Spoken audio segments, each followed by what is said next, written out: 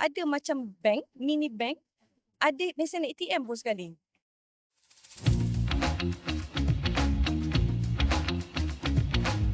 Dalam konteks inisiatif Madani melalui BSN, Ya. year on year, every year kita play a vital role dalam menyalurkan bantuan kepada rakyat Malaysia menjalankan pelbagai inisiatif kerajaan melalui BSN. Sebagai contohnya antaranya Hanif, CBB.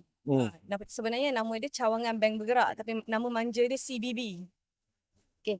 Faham? Nama pun Cawangan Bank Bergerak kan. Ah. Jadi kita bawa membolehkan transaksi bank tu berlaku di mana-mana.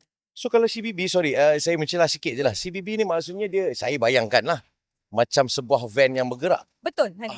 Okey. So, Cawangan Bank Bergerak ni, di dalam tu cukup fasiliti, ada macam bank, mini bank, ada mesin ATM pun sekali. Oh. Jadi semua transaksi perbankan boleh dibuat.